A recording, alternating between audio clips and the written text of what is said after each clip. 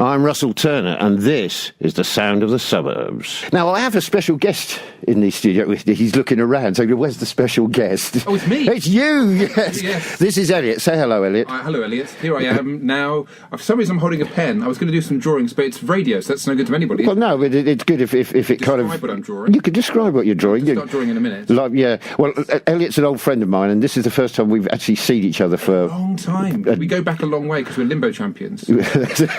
Reclining chairs, you see. 20 years I've had working on those jokes. 20 years he's been working on those jokes. So I brought Elliot in today, so we're going to have a chat about, well, whatever we decide to have a chat about. Music, comedy, and we'll be playing some of Elliot's selections, which are... I brought along some stuff today. It's a massive, huge box of records. Here you go, like that. And you can sort that out, can't you? I can sort that out. 78, is that right? That's okay, yeah. We have got some decks. I don't think we've got the kind of special needles to play shelling. Anyway, I'll be talking to Elliot shortly. But first of all, I'm going to be playing the first track from my album of the day.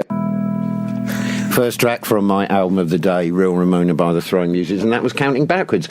And now I'd like to reintroduce Elliot, because with all the kerfuffle at the top of the hour, as we like to say, with all the missing news and that, I foolishly forgot to put his microphone on. I had no idea that no one could hear me. I was whittering away. Well, yeah, same as usual, just talking about and suddenly realising no one can hear what I'm saying. Well, I think they probably could. It sounded like you're on the other side of the room. Which is quite a good metaphor for how people probably saw me being when I was living in Norwich like 15 years ago, because I was doing lots of experimental comedy stuff that I myself, or Crude Apache, who I believe are still going. Crude Apache Theatre Company are still going. When a huge plug for what they're doing next. What are they doing next? I'm not sure. What? No, nothing's changed. We're doing something. I used to be on the committee of Crude Apache, but I'm not anymore, so I'm kind of slightly out of the loop. I believe they might be doing... To be honest, I don't know. Yes. So go, if you want to find out what Crude Apache are doing, go onto their website. Hunt out and find out what they're doing. Well, I say they have a WordPress blog, I believe, not an actual website, but check that out. So yes, we met up. We met up at the UEA. We did. There was a impro group that I can't say out loud because there's a naughty word at the end of it. It was cluster something else, and you can work out what it is. Yes, and basically we all auditioned. Yeah. And we all had peculiar T-shirts on, and I kept name-dropping, I think, Alanis Morissette and Malcolm, and they ended up putting Malcolm Morissette on my T-shirt. And that was it. That was deliberate. I set that up. That's what I wanted. Yeah. So I was being very sneaky about that. So you brought along... we're not just here to witter about our old... Oh, let's... No, we can, but this is a music show, so we do need to play some music. We do need to play some music as well. So you brought along a selection of interesting stuff that I wouldn't necessarily normally play on Sound of the Suburbs, and I'm doing this thumbs up thing. You can't see this. Okay. Yeah, I'm talking about the people, in listener land. Hello, listener land. Hello, folks. They can't see me doing. And my singular fan club. Hello, fan. Hello, fan. The one fan who's having the AGM in a phone box today. Yes.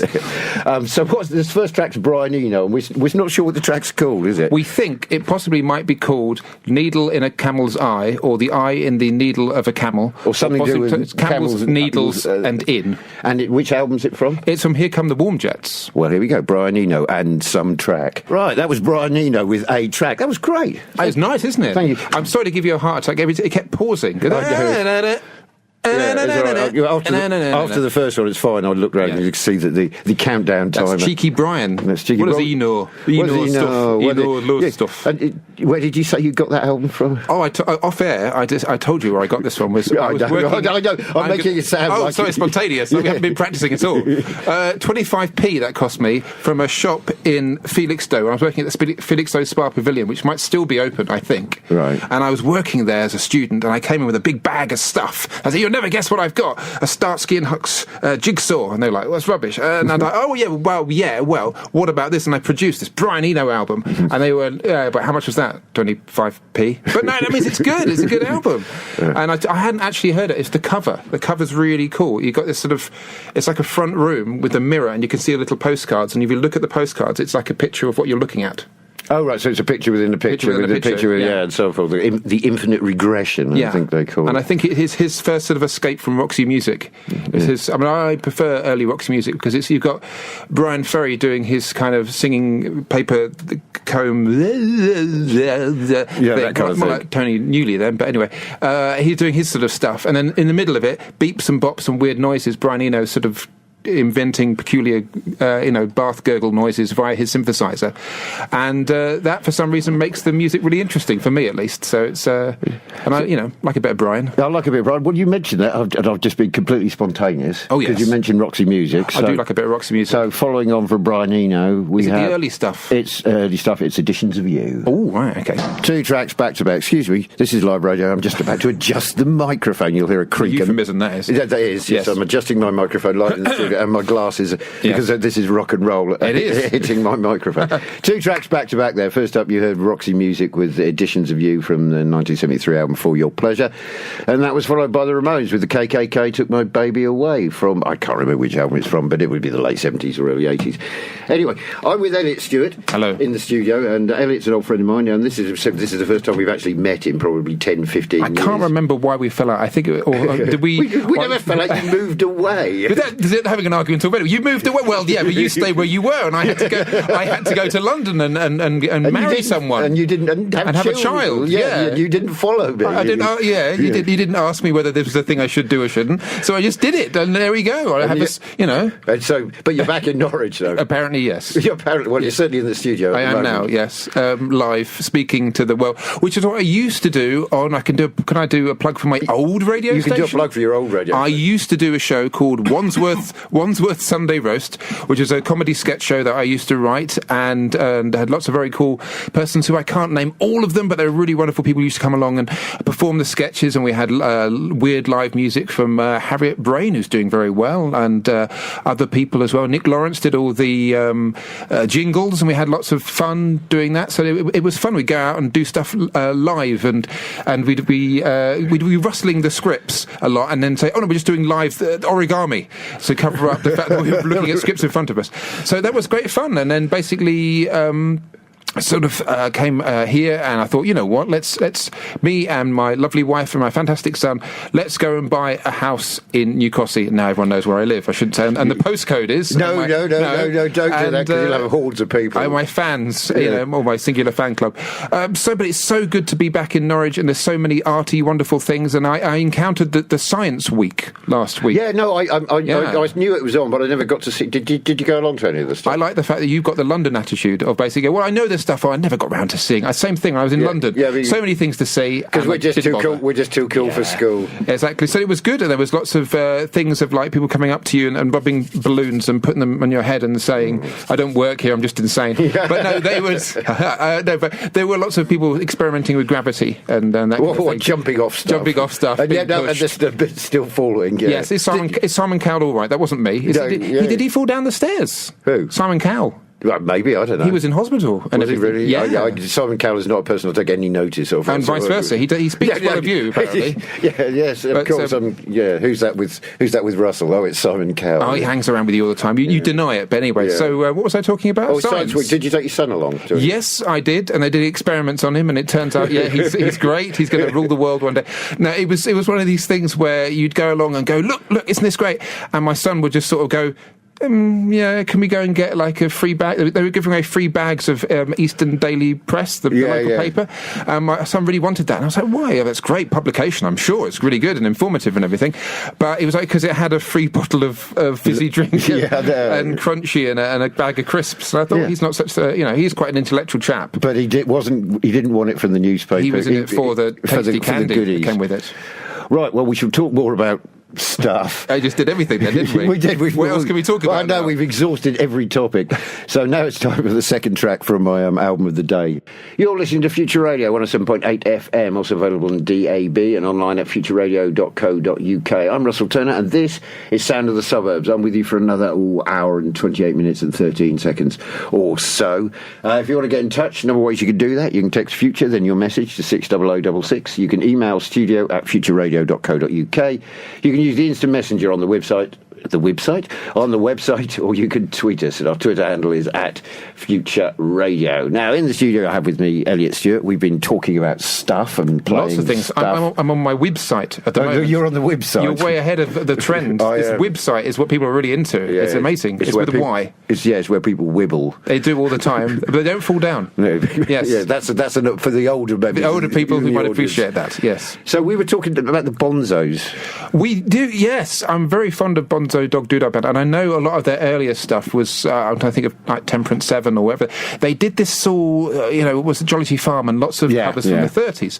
And as you know, from their history of the Bonzos, which is probably another good album, they discovered that people started ripping them off and doing stuff in their style, dressing in the 30s suits and holding up cardboard speech bubbles and everything. So they had that moment of going in the 60s, well, what do we do? Do we keep doing this 30s spoof stuff, or do we go off in a more psychedelic direction? Do we get the heavy guitars out?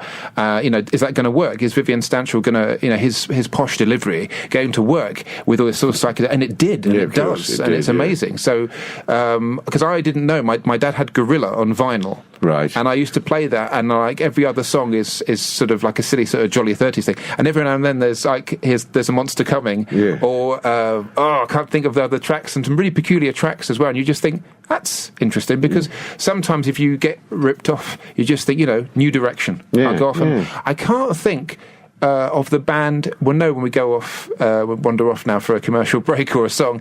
I'll try and remember who it was, the band that nicked the Bonzo style and had a massive hit in America. It will come to me in a minute. Either that or the power of Google and Wikipedia. We'll find out. We'll find out for it. And we are going to play a Bonzo's track now. And so this one is called, what's it called? It's my son's favourite at the moment, apart from he likes Equestrian Statue, but this is one of his favourites. And it's We Are Normal. Right, that was the Bonzos. Hold on, I'm just adjusting my microphone again. Oh, this is great. Yeah, that was We Are Normal. And we want our freedom. Yeah, we are normal and we want our freedom. Yes, I think I can safely say that the Bonzos weren't normal, which is good. It's a definition of normal, really. I think there's an eccentricity, but I definitely there's that thing where with Vivian Stanchel is that it's just the way that he wanted to live, and he. Well, of course, I love the way that they ploughed their own furrow. It's fantastic. Indeed, another euphemism. But I remember. I don't know if he's still around. There was a lovely eccentric called President Gas. I don't know if you remember. Yeah, I remember President Gas. Is he still around? I saw him a few months ago. He owes me a fiver. No, he's yes, I do remember him and him in his big hat with the feathers. I wonder if he's still.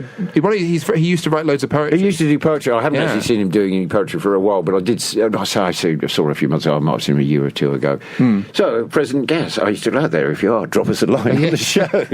Be lovely to hear from you. Now, I've remembered what that name of that song was. The whole Bonzo controversy, controversy, if you like. The ripping off thereof. There was a song called Winchester Cathedral. Right, and I'm about to... New Vaudeville Band, was that it? Yes, and it was the New Vaudeville Band. Had some sort of connection with the Bonzos and basically kind of ripped off their homage style that the Bonzos had actually built up. Yeah. And then were saying, hey, this is going to be a massive hit in America. Do you want to come and join the band? And I think most Neil Innes and other people, don't quote me on this, were very much along the lines of, well, there's a word off. Yeah. Well, I can't say. No, because you ripped us off. So they had to make a new decision about what their sound would be. And we've just heard it. We've just heard it. We are normal. Now for something else that's entirely normal. This is you haven't heard this yet, have you? No, I haven't. This is the Raincoats and their cover of Lola. And that was followed by Patti Smith, of course, with Kimberly from the album Horses. Hello again, Elliot. Oh, hello. So I was distracted by I was finding something under my nails. What did you find under your nails? Let's see if we can guess. Tweet in if you can guess what I can find under my nails. And I've been doing lots of gardening. Oh, right. How exciting this is. Oh, yes. So you've got dirt under your nails. I have, yes. Again, not a metaphor or a simile or a euphemism. But no, I've been out there sort of chopping down trees. And the thing is, though, I think it might be sexy. I'm not sure. As in, like... What, gardening might be sexy, the way I do it. Oh, the way you do it? I go out there and I'm pulling... nobody, to be honest. No, but I'm grabbing bits of grass. You're a married man. Okay, look at me. No, I did this one time. I had to chop... My wife told me to chop down this massive tree. Yeah. Okay. And I was like... and it's really big, thick tree. And we were living in Kingston at the time.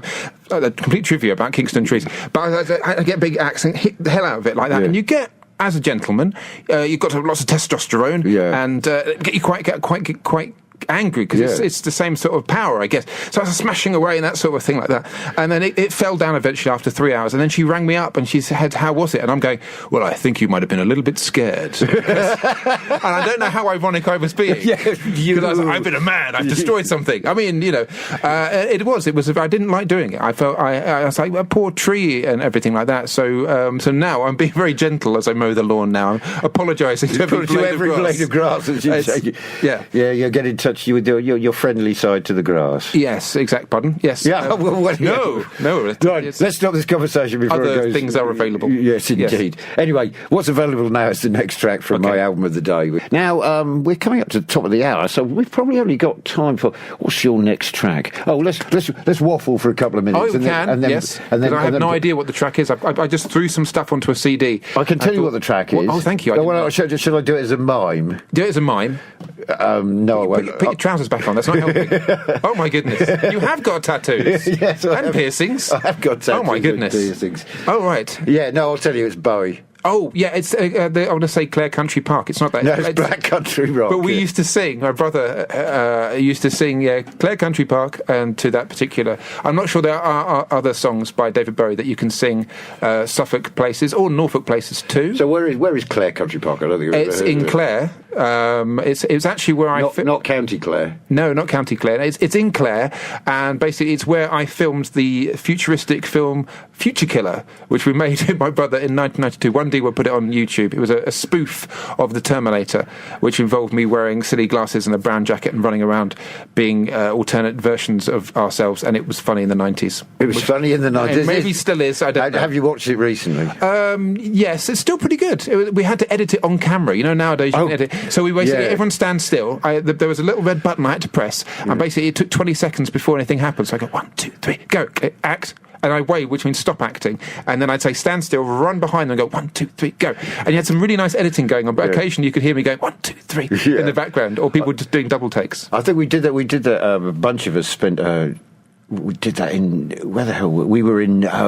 Cumbria. We spent Christmas and New Year 2000 in Cumbria, or was it No, it was Christmas 2000 in Cumbria. There was about 20 of us, and we rented out a hotel basically. Yeah. And we made a film like that by editing on camera. It can work. It can be good. Yeah, it was a gangster spoof ours, I think. Okay. Yeah. Do you still have it? I'm sure. I'll tell you what. I'll see if I can find somebody. Get it on YouTube. Find if somebody's got a copy of it.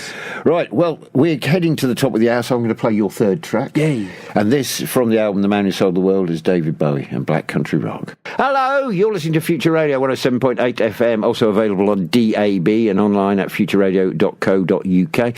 I'm Russell Turner, and this is Sound of the Suburbs. I'm with you for another 54 minutes and 23 seconds, approximately.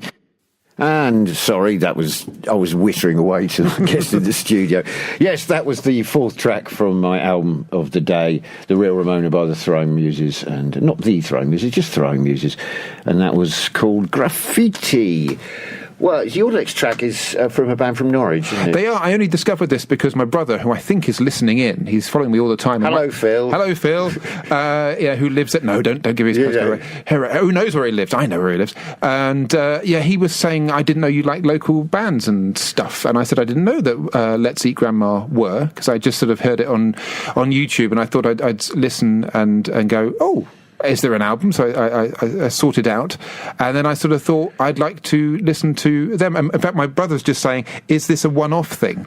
As in me being on the air with you. It is, yes. It's a one-off thing. Yes, it is. If it gets more popular, I don't know. Well, who can tell? The public demand it. If thousands of people march on the studio saying, don't let them do it again. Then we won't. So with tiki lights and stuff. No, but that's yes. So other light things are available. I don't know much about the band at all. Just only they are quite peculiar and interesting. So we shall play them. So the track is called Sax in the City, and this is. Oh no! Damn, I'm on the wrong track. Oh, here we go. I should, I'm a professional radio. You off. I should put some trousers on. Yes, you should do, shouldn't you? It's just making me go all a quiver. This is Let's Eat Grandma and Sex in the City. Sax in the City. See? That was Let's Eat Grandma and Sax and the City. Yeah. You like that bit of that? I'd like a bit of that, yeah. I'm not sure that the name of the group is really that pleasant. Well, no, it's not really something that you want to bring up your children to do. Not really, no. It'd be if you're at Christmas and there's no turkey and no vegetarian options. I don't think using your grandma as means of some sort of sustenance. It's not sustenance. Look at that. Yeah. So there's minds. Yeah, sentences. Sorry. Finishing. I thought you said reading. You said finishing each other, and I said minds, which is just the odd. same, almost. Yeah. What was I going? Yes. Yeah. don't eat people. Yeah, no, don't. Eating people is bad. It's slightly frowned upon most places. I think eating people is bad. I think somebody said that once. Isn't there a good punk song called "We Eat Cannibals"? I bet you know. Well, I wouldn't necessarily call it. Is it more new wave? Punk, but yeah, we eat cannibals. Yeah. Yes. It's I can't remember. We don't. No, we don't. We don't eat anybody. No, certainly not. Anyway, so they were a local. Sorry, we all went off on a tangent then about eating people. Yeah, they come from Norwich. A female Joe from Norwich. Here's another female Joe from Norwich. I played these guys last week. I saw them for the first time about 10 days ago, and they absolutely blew me away. This is Sink Your Teeth and Battles. I love that track, even as it fades out. 2 tracks back to back. First up, you heard Sink Your Teeth with Battles, and that was followed by the Kelly Deal 6000 with Damn It. Hello again, Elliot. Hello. Is she the Kelly Deal 6000? Like she's been cloned or something? Like there's many versions of her. Maybe the 67 was quite quiet. 493 was sort of more into knitting, and that one, like that's it. That we don't need to make any more now. I think it's possibly because she is the twin sister of Kim Deal of the Pixies and the Breeders, and perhaps because Kim Deal was so popular, they decided to clone her twin sister. Easily done. Yeah, just to keep up with demand. Exactly. You're just thinking because a lot of pop stars out there, you think that person is very similar to that person. Like Justin Bieber is very similar to some sort of horrible creeping skin disease or something like that. Or allegedly. I thought you were Justin Bieber is very similar to, I don't know, Eric Clapton. Oh, they are. They're very related. One of them's very musical and the other one's Eric Clapton. No, he's really good. I'm sure he's lovely. Yes. His cream stuff's good. Yeah. Well, I'm not going to go into it on the radio, but Eric Clapton would look into his past. Oh, right. It's unpleasant. Blimey. So anyway, I'm not going to say anything because lawyers might be listening. Yes. Anyway, let's cut this. Lawyers are lovely people. Lawyers are lovely people. Let's cut. It's like my story about what's his face from Charlie Higson. I've met him. Yeah, I've met him several times. I've got a story about Charlie Higson I can't possibly say live on radio because lawyers might be listening. So anyway, enough of us being mysterious and potentially libelous. Almost too mysterious. Yes. If I ever meet you in a pub, I'll tell you about it. What have I got now? Oh yeah, we got my next track. I think we have. Yes, this is the next track from my album of the day. My album of the day is. I don't keep forgetting what the album of the day is. Muses. It's Throwing Muses. Yes. It's real. I know it's Throwing Muses. It's the title of the album. It's in front of you there. Yeah, look at it. Read the font. I'm wearing glasses. My eyesight's They're very cool. Yeah, they're very good. They're Poundland. Oh, okay. Yeah, Poundland reading specs. Anyway, let's at this wibble. More of the music. This is Honey Chain. Now we were just talking about kind of eating lots of chocolate and taking lots of sugary drinks and Do stuff not. like that. Yeah, unhealthy and really bad and everything. When I first went to London, this links to healthiness. My job was to leap out and scare people on a regular basis. I worked at Madame Tussauds, and to give myself lots of energy, I used to drink Red Bull, do not, and also Blue Wicked Drink. Definitely do not. Don't mix them together in a pint and call it a cauldron, which is what I did. And I used to knock that back. And for some reason, when I got home, I couldn't sleep. My eyes were like sellotaped open. I was just like, you can do other things with sellotape, but don't do that to your eyes. And it was. So I really cut out all of unhealthiness about 6 years ago because I was working in retail and I used to have a big breakfast before I went, and my wife used to make me like a big packed lunch and a huge big bacon, eggs and everything, and I was still getting Mars bars and crisps and orange and all this bad food. Yeah. And I was just like, I was getting big and everything, so I suddenly thought, right, that's it. And being like a man, I was like, I'm going to put a line on this and stop. Rather than be sort of sensible about it, go, no more, that's it, stop. So I haven't had any chocolate for, I'm going to say for 6 years. Maybe I try to give up crisps, but it's so difficult because they really taste. Other savoury snacks are available. But I did actually, like no ice cream, no chocolate, no fizzy drinks. Oh, naughty bad figure drinks. And yeah, chocolate, all chocolate, no chocolate. And so what was the chocolate advert you mentioned? Oh, yeah. Well, it's interesting because there was an advert I saw recently, because chocolate adverts are always very peculiar, aren't they? Yeah. Usually it's ladies enjoying a flake, if you like. Yeah. And basically there was this lady on a train and she sort of nibbles this chocolate and the whole train does this weird Inception thing, like the whole thing, what is in this chocolate? What's going on? So, and suddenly like the seats are on the ceiling and everything's flying around. You're thinking, I think Virgin Air is probably a bit dodgy, or Virgin Trains, I'm sure they are very, very nice. Ask Jeremy Corbyn. And, and other political parties are also available indeed, yes. But so basically she's having this weird moment for nibbling this chocolate, and I couldn't think they have some music playing in it, and I can't remember. No, it's a Pixies track.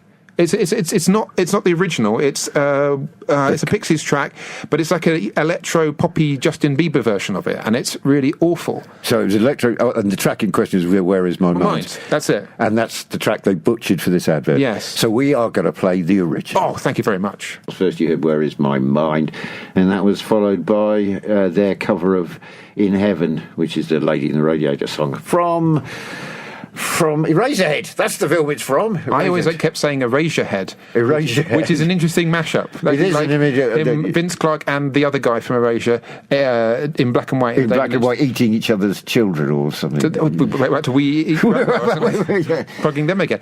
But yes, has that not been done? If who is the other guy from Erasure? I've got no idea. If you do know, I'll tell you what. I've got Wiki at my fingertips. Ooh, yes. Not literally, clearly. Yes. But anyway, enough of that. Whilst this next track's playing, I'll go and find out who the other guy was. Is from Erasure. Now, this one is one of yours. One of you brought along. Yes. What have we got? So this is. Oh yes. Now, Shock Treatment, which I'm very fond of, which is the spin-off, if you like, Rocky Horror Picture Show 2. Right.